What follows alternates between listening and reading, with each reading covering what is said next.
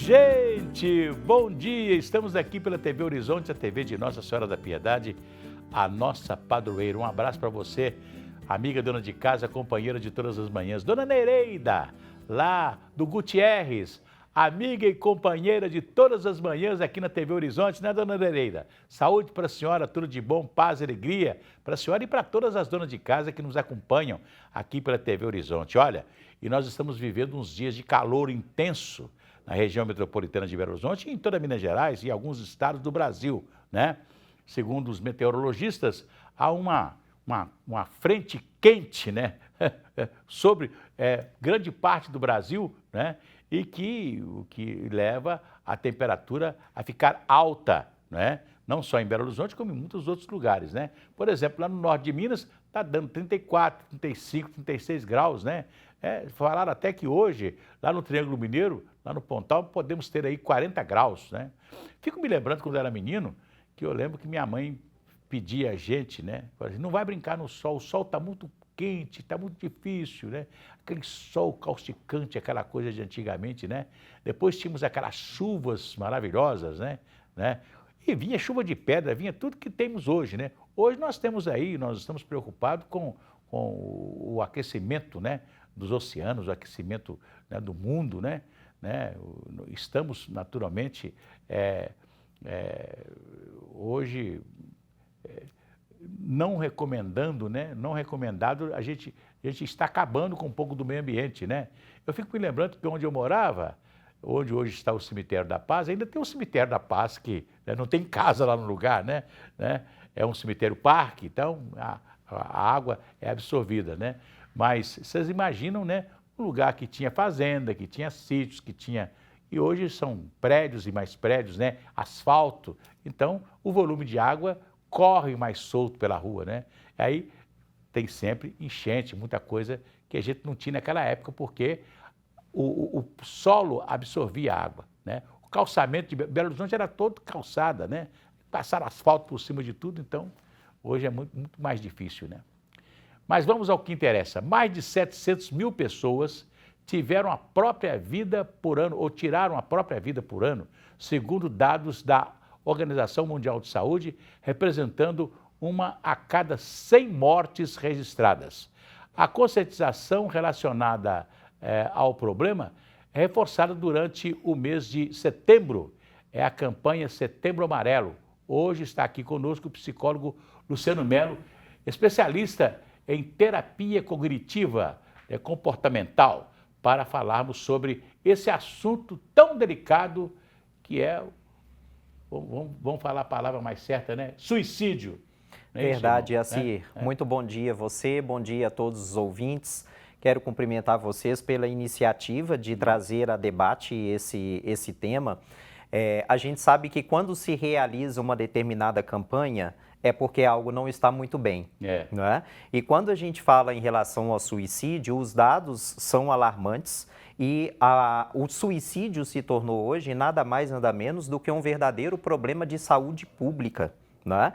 E considerando que as estatísticas, inclusive, elas trazem dados alarmantes, a gente tem que lembrar, inclusive, que elas não são 100% confiáveis, Yacir, porque existe um número muito grande de pessoas que, quando são socorridas e levadas a um hospital, como existe um estigma muito grande em relação ao suicídio, falar sobre suicídio, inclusive, é um grande tabu, muitas pessoas optam por não revelar o motivo real daqueles ferimentos que a pessoa que está sendo socorrida teve.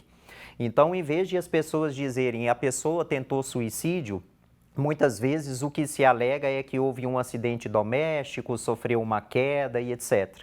Então, todos os dados estatísticos que nós acompanhamos, principalmente pela mídia, estima-se que eles, na verdade, são dados inferiores a que se tem na realidade, não só em nível nacional, como em nível mundial também. Pois é, hoje nós temos aí agências, né, particulares que nos ajudam a evitar alguns problemas, né? A pessoa pode telefonar e etc, ter alguém para atender, a pessoa conversa, etc. Tal. Normalmente o suicídio, em alguns momentos, seria uma forma da pessoa vingar a outra? As causas do suicídio ou das muitas tentativas de suicídio, elas não são únicas, digamos assim. É praticamente impossível a gente dizer que as pessoas suicidam por um motivo específico ou outro, né? Na prática, a gente não pode descartar essa possibilidade, né? Mas as causas, de maneira geral, elas formam um conjunto. Né? Existem fatores biológicos, existem fatores, por exemplo, culturais, fatores sociais, familiares e etc. Eu estou me lembrando aqui, Yacir, de uma fala de uma profissional extremamente respeitada dentro do mundo da psicologia. Ela é uma das fundadoras da Associação Brasileira de Estudo e Prevenção ao Suicídio, Viviane Zicker. E ela diz o seguinte, que não são, na prática, as situações que vão nos acontecendo no dia a dia, não são os problemas que levam a pessoa a suicidar. Mas o motivo principal seria uma falta de estrutura emocional do indivíduo para poder lidar com as questões com as quais ela vai se deparando no dia a dia, né? Assim como falar de suicídio ainda é um tabu, assim, É verdade. de certa forma ainda é um tabu, embora felizmente em menor nível, se falar em saúde mental. As pessoas têm é muito comum as pessoas acharem que quem não está em plena saúde mental são apenas aquelas pessoas que têm algum transtorno psicológico oficialmente diagnosticado. Mas existem muitas pessoas que estão com uma qualidade de saúde mental muito aquém do que poderiam estar, e isso vai se agravando com as situações, os problemas do dia a dia. A gente sabe que a vida não é fácil para ninguém, até que muitas delas acabam não suportando a pressão e acabam optando pelo suicídio como uma forma de solucionar os problemas. Pois é, vamos alguns casos, né, que nós tivemos na história do Brasil, por exemplo, né? A gente sabe que Getúlio Vargas suicidou-se no dia 24 de agosto de 1954, né? Ele estava sendo pressionado, né, porque houve uma série de problemas, né? A guarda pessoal dele, a agressão a Carlos Lacerda, que era um opositor a ele, aquele negócio todo. Todo mundo sabe o que aconteceu naquela época, né? O Carlos Lacerda começou a fazer uma campanha contra ele por causa do empréstimo que ele fez. Ele percebeu, o Getúlio Vargas percebeu que a imprensa do Rio de Janeiro não lhe seria favorável, então ele ajudou a financiar um jornal, criou o jornal Última Hora, com Samuel Weiner, né? O Lacerda, que era dono do jornal também, ficou sabendo e passou a cobrar também dele o mesmo tratamento para os outros jornais, aquela coisa toda e tal. E aí, foi aquela coisa toda. Depois, a guarda pessoal, não sei se envolvida com parentes do Getúlio, etc., tal, que sempre foi uma família beligerante lá no Rio Grande do Sul. Aliás, o Rio Grande do Sul é famoso pelas revoluções, pelo armamento que o pessoal usava, aquele negócio todo. Então, morrer um major da aeronáutica que fazia a segurança do Carlos Lacerda e depois deu no que deu, né? A chamada República do Galeão e etc, tal, IPM, aquelas coisas todas. Então, o Getúlio, que já tinha se manifestado em algum momento, né, a vontade de suicidar, né, tirou a vida, né? No caso dele, parece que é orgulho, né, de não ser colocado para fora do governo, né, e não sair escorraçado do Palácio do Catete daquela época, né? Então, preferia sair morto.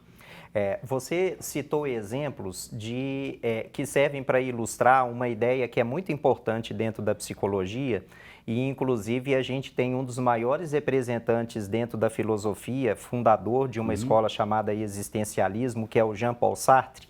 Ele tem uma frase célebre que é a seguinte: não importa o que fazem de mim, importa o que eu faço com o que fazem de mim. Em sentido simples, em poucas palavras, isso quer dizer que assim como nós influenciamos o meio também nos influencia. Cada pessoa tem um limite até o qual é capaz de lidar com as questões que vêm do contexto no qual está inserido, né? Cada um de nós, assim, tem também o que nós chamamos de estrutura cognitiva, que é a forma como nós estamos habituados a pensar sobre nós mesmos, sobre os outros, sobre o futuro, sobre a realidade como um todo. Quando aquilo que nos acontece ultrapassa o limite daquilo que são as nossas convicções, quando ultrapassa o limite daquilo que nós consideramos como sendo aceitável, nós acabamos reagindo de uma forma ou de outra. E a maneira como nós reagimos ao nosso dia a dia, à nossa realidade, é diretamente influenciado pelo nosso estado emocional. Então, quando uma pessoa, por exemplo, ela avalia que o seu sentimento de orgulho, que a sua autoestima, que ela se sente não respeitada, não valorizada, indevidamente tratada, a maneira como ela lida com isso é extremamente particular. É por isso que nós vemos no dia a dia duas pessoas que passem pela mesma situação desafiadora. Uma reage muito prontamente, sem ter reflexo, sem ter nenhum tipo de prejuízo para o seu funcionamento natural. Outra pessoa entra em depressão. Então, os exemplos que você cita ilustram muito a importância de nós termos um cuidado muito grande com o que nós chamamos da nossa estrutura. No caso do Getúlio Vargas, né, depois ele se preparou tanto para tirar a vida que ele deixou uma carta testamento. Né? Onde até um compositor lá do Nordeste que fez uma música, né? Ele disse muito bem, do povo de quem fui escravo não será mais escravo de ninguém. Quer dizer, ele quis deixar um legado, né? Um legado político, histórico, né? Parece que o sujeito, quando comete um ato desse, muitos pensam assim, né? Você teve uma fala extremamente importante que dá a oportunidade para nós explicarmos para as pessoas o que é um comportamento suicida. Muitos são os casos em que, geralmente por desconhecimento, as pessoas focam apenas na prática, na atitude do suicídio, como sendo algo isolado. Mas o que nós chamamos de comportamento suicida, Cir, inclui ou abrange 4 elementos ou 4 etapas. O que nós chamamos de ideação, que é o fato de a pessoa começar a pensar em suicidar. Ela avança para um segundo momento, que é o planejamento de como ela pode fazer isso, e dentro da etapa do planejamento, normalmente é comum que ela tenha atitudes como deixar uma carta e etc., um testamento, enfim. Depois, o terceiro ponto é a tentativa, que pode acabar se consumando, né? Ou seja, a pessoa pode acabar morrendo de fato ou não, e o suicídio propriamente dito. As pesquisas mostram, Acir, que cerca de 80% a 90% das práticas de suicídio poderiam ter sido evitadas. E isso só não acontece, ou seja, muitas pessoas suicidam porque quem convive com ela, às vezes não tem a sensibilidade que é necessária para poder perceber os sinais que a pessoa vai dando de que ela não está bem. Pois é, nós vamos fazer o intervalo, mas eu quero deixar uma pergunta, né?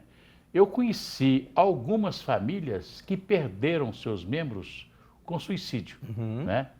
E o que falta, né, nesse caso? Falta um pouco de fé, falta um pouco de amor, falta um pouco de religião. O que falta quando, numa família, as pessoas, né, tiram a vida assim, né, sem mais nem menos? Mas você responde daqui a pouquinho, Perfeito. Logo depois desse comercial. Até já.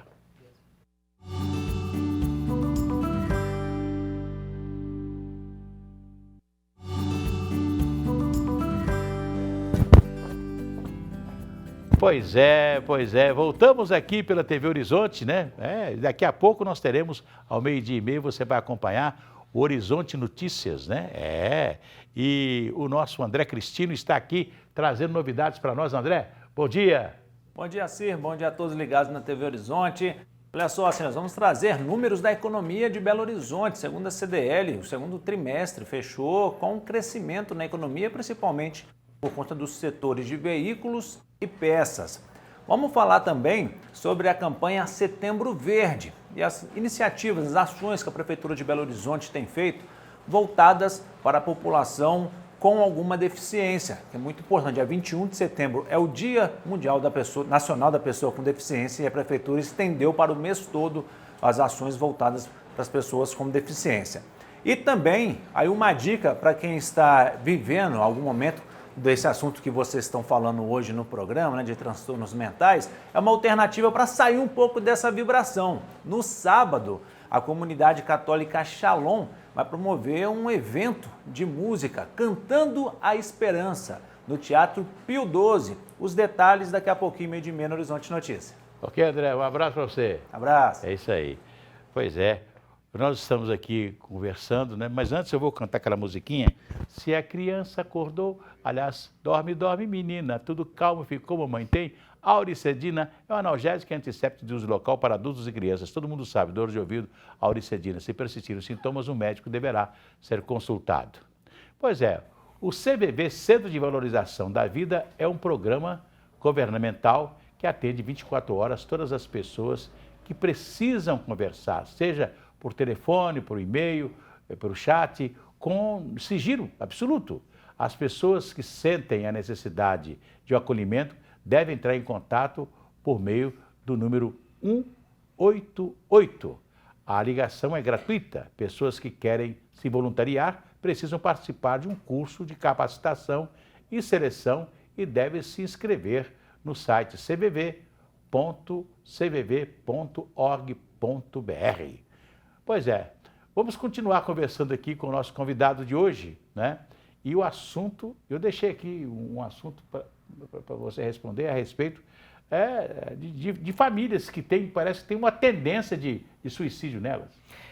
A gente fica com essa impressão ou com essa ideia de tendência, Assir, porque em cerca de 90% das pessoas que suicidam, ou melhor dizendo, praticamente 90% das pessoas que suicidam tinham algum transtorno psicológico, sendo o principal deles a depressão. E no caso dos transtornos psicológicos, a genética, que a gente chama de o fator biológico, tem uma força significativa. Exemplo, se eu, Luciano, tive pais com depressão e você não, eu, Luciano, tenho cerca de 40% de chance a mais do que você de desenvolver um quadro depressivo. Essa tendência ou essa herança genética, ela pode se concretizar dependendo da minha estrutura emocional e das situações que eu vivencio. Então, se eu tiver uma tendência genética, mas eu tenho uma estrutura emocional bastante sólida, mesmo que eu perca um parente ou um amigo próximo de maneira trágica, não quer dizer que aquela tendência genética vá ser suficiente para que eu entre num quadro depressivo. Agora, se eu tenho uma herança genética, a minha estrutura mental, a minha estrutura emocional não é forte o suficiente e eu me deparo com uma separação, o término de um relacionamento e etc., aquele quadro de depressão ele pode se desenvolver. Pois é, aliás, eu queria até... As pessoas nunca falaram isso, mas nós tivemos um compositor no Brasil chamado Antônio Maria. E ele fez uma música, eu de vez em quando, como sou um estudioso da música popular brasileira, e eu de vez em quando fico imaginando que tem músicas que são convite a tirar a vida. Por exemplo, tem uma música dele que fala: se eu morresse amanhã de manhã, minha falta ninguém sentiria, eu seria um enterro qualquer. Seria o cara já pensando no suicídio? É possível sim, viu, Assir? Lembra que no bloco anterior eu estava comentando com você que muitas vezes as pessoas elas dão indícios de que elas não estão bem, mas que falta alguém com sensibilidade um pouco mais aguçada para poder captar o pedido de socorro. Existem alguns mitos a respeito do suicídio e um deles é a ideia de que quem fala que vai suicidar não suicida. Isso é uma grande inverdade. Existem muitos casos em que a pessoa suicida silenciosamente, mas existem muitos casos em que a pessoa começa a dar indícios como: eu já percebi que eu não faço falta nessa casa. Se um dia eu for embora, ninguém vai chorar por minha causa. O melhor que eu posso fazer é partir dessa para uma melhor mesmo, porque aqui ninguém precisa de mim. Então, Existem sinais, a pessoa, por exemplo, começa a fazer postagens, a gente vive no mundo das redes sociais. Hoje, né? A pessoa começa a fazer postagens, ela coloca uma foto de tristeza, gente chorando, emojis, por exemplo, que são os famosos bonequinhos amarelinhos, cabisbaixos e etc. Existem muitos sinais, como esse do cantor, por exemplo, a gente não tem como assegurar que seja o caso, né? Mas o exemplo que você deu... A música, por exemplo, era uma música depressiva, né? Depressiva, né? A Sim, música. Né? Até porque a música... Desculpa, te cortei. Não, mas tá certo. A música, ela tem um poder de influência sobre o nosso estado emocional que é espetacular. Tanto é que você pode observar que, dependendo do que a gente está escutando, o estado emocional da gente se altera, né? Assim como se de repente eu estiver chateado, meio cabisbaixo e etc, e eu colocar uma música muito lenta, muito romântica e etc, a tendência é que eu me afogue. Como aquela da Maísa, né? Ouça, vá viver a sua vida contra o bem, pois eu já cansei de para você não ser ninguém, né? Parece que a música é um pouco depressiva. Né? Existem algumas estratégias, Assir e amigos, que nós podemos utilizar, que a gente chama de estratégias de regulação emocional. Nós não somos, ao contrário do que muita gente pensa, reféns dos nossos sentimentos e das nossas emoções. O direcionamento da nossa atenção pode ser no sentido da ruminação ou no sentido da distração. Se a minha namorada terminou comigo, e não é o caso porque eu já sou casado, mas se de repente a pessoa com quem o indivíduo ou a mulher namora termina com ela, ela pode ficar ruminando aquele término e inclusive ter mais dificuldade para superar o término se ela, por exemplo, utilizar como recurso uma música romântica. Vou te deixar uma perguntinha só para encerrar o programa. Falta Deus nas pessoas que vão ao extremo de tirar a vida? Essa é uma outra possível explicação. Existe uma diferença, Assir, que nós podemos fazer entre espiritualidade e religiosidade. Religião é uma ponte, a palavra religião vem do latim religare, que quer dizer uma ponte entre o indivíduo e um ser transcendente. Independente de em qual ser transcendente a pessoa acredita, quem com toda certeza tem um vínculo a um ser maior, que para nós é a figura de Deus, com toda certeza ela tem uma facilidade maior para superar as adversidades. Eu estou me lembrando agora de ter lido um artigo científico, Assir, já tem um tempinho, por isso eu não vou me lembrar precisamente da fonte, mas esse artigo dizia que num determinado período, o número de faculdades nos Estados Unidos que haviam incluído na grade curricular disciplinas voltadas para a espiritualidade tinha mais do que dobrado. É nítido que quando a pessoa tem uma abertura para o transcendente, para o espiritual, ela se sente extremamente mais fortalecida para poder passar, seja lá pelo que tiver que enfrentar. Felizmente o nosso tempo acabou. Você tem algum endereço aí de internet, etc, para deixar para gente? Tenho sim. O meu site é o www.arguspsi.com.br. Minha rede social mais utilizada é o Instagram, é o psicólogo Luciano Melo. Pois é, Luciano Melo, psicólogo, falou conosco aqui hoje sobre o Setembro Amarelo. Gente, muito obrigado, Luciano, muito obrigado a todos vocês. Prazer enorme ter estado com você. A gente volta amanhã.